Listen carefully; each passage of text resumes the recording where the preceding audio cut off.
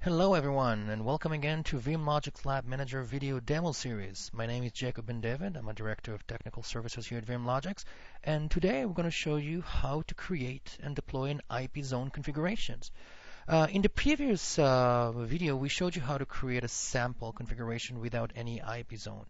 Deploying multiple copies of the same configuration on the same network will result in network conflicts.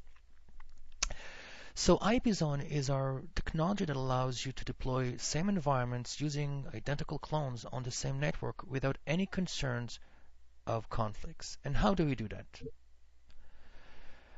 Right now you're seeing an example of a non-IPZone job. So as you can see, just like the previous deploy configuration, the two machines connect directly to the network. Here it's lab network, retrieving IPs from the local DHCP server.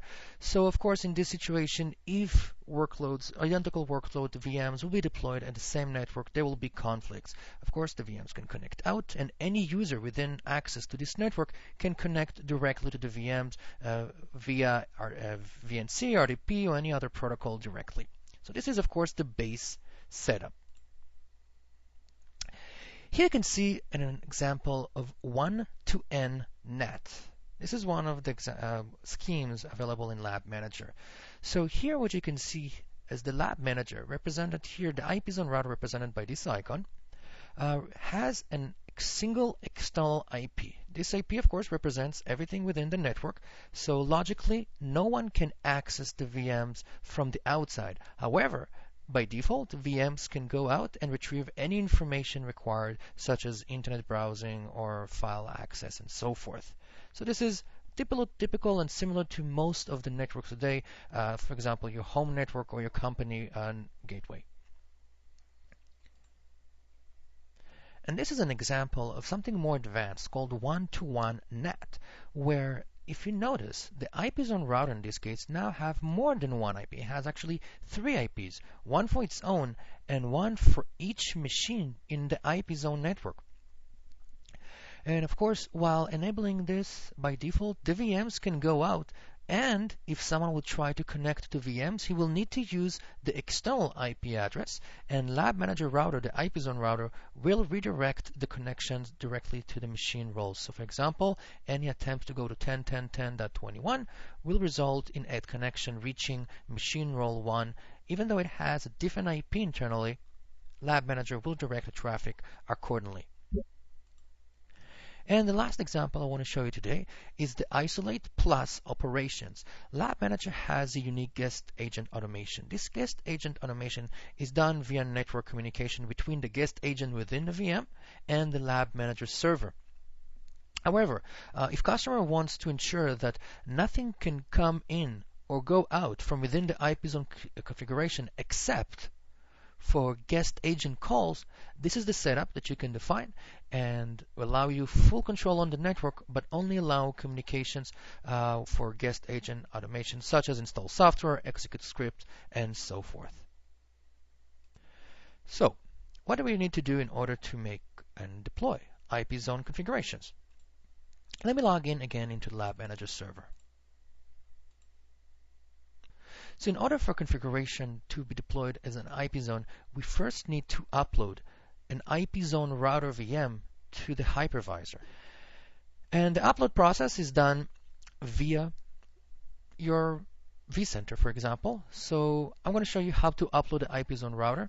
And the IPZone router can be downloaded from the VMLogix download page mentioned in the license email. So as you can see here, I have my iSCSI. I'm going to browse the data store, and now what I need to do is upload the LabManager VM. And let me show you before I do that, I have a folder here with the IPZone router, and I downloaded the zip format from VMLogix website, and I extracted this zip file into a folder format, and this is the final folder I need to load. If I drive into, you'll see it's a regular VM with a VMDK and floppy drive the LabManager uses in order to configure the VMs. So now I'm going to start the upload process using the vCenter client. All I need to do is make sure to upload the VMLogix IPZone router directly to the root progress folder, and simply selecting the folder and start the upload. We'll skip this process because it takes time. Okay, moving forward, as you can see, the router was added to the storage.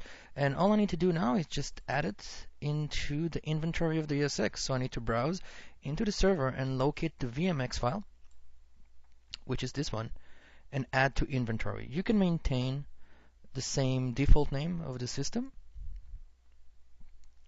And of course, that's also a requirement for other virtual machines that you need to add into LabManager, beyond the fact that they need to be located under the same cluster and data center and storage and turned off. The machine also has to be inventoried into ESX. It doesn't have to be registered directly under the pool. But this is the IPZone router, as you can see here. And now the next step will be to scan it and add it into LabManager inventory. And for that, I'll go back into the LabManager and click Rescan to initiate a rescan of the storage. And I'll wait for the scan to complete, and then I'll show you how to verify that LabManager was able to detect and add the IPZone router. So the scan process completed, and now I can click on the storage name, and you'll notice that there is a new VM added automatically. I didn't even import it. LabManager detected it and automatically added it as a router. If I click on it, LabManager also verified that mark as a router template. And this is it. All I need to do now is create a job. And for this example, I'm going to create a 1-to-n job. And later we'll show you how to create 1-to-1 job, which require a little bit more modification into the system. So again, going into the configuration, I'm going to create a new configuration. And I'm going to call it 1-to-n IPZone job. And of course, I'm going to select config networking. I'm going to use the same network, but this time, in order to apply IPZone, I simply select IPZone. And then I'm presented with the traffic protocols, the NAT schemes that will be enforced. As I said, we're going to use 1-to-n NAT, which allow outbound traffic only, but by default, everything is blocked inside. And the same process, I'm going to click on the existing machine. This is going to be my 2003. I'm going to add another machine template, and it's going to be my Windows XP, and select it from the drop-down menu. And saving will create this job. And in order for me now to deploy it, all I need to do is deploy the job with defaults. And as seen in the previous process, LabManager will start initializing the process. And let's just give this job a couple of minutes to load, and then once it's done, we'll switch into it, and I'll show you how the job looks like on the LabManager and on ESX. Okay, so as you can see right now, I have my 1-to-n IPZone job launched, and if I click on it, you'll know that I can access the machines just like in the other job. Everything is the same. But in this case, if I'll select Show Router Role, you notice that I have another router added. And this machine role or template is the actual IPZone machine running. You can see it on the screen. And this is what you need to see if IPZone loaded successfully. Everything is okay. And this is where the IPZone is trying to communicate with the LabManager server. And the last line usually is updating server to go ahead, which means the IPZone router sent a signal to the LabManager to continue and deploy the other VMs. And of course, as I mentioned, this is an IPZone job. So if, for example, I try to reach the VMs from the outside, I will not be able to, because if you look at the job of networking, you'll see that I only have one IP assigned to the IPZone router. The internal VMs are using their own network IP, where the IPZone router is using the first IP. The IPZone router also acts as a DHCP server. So you can see this is the default subnet and the IPZone router assigned IPs. This concludes part 1 of this video. Please join us to part number 2 for more information on how to create 1-to-1 NAT IPZone jobs. Thank you very much for watching, and stay tuned.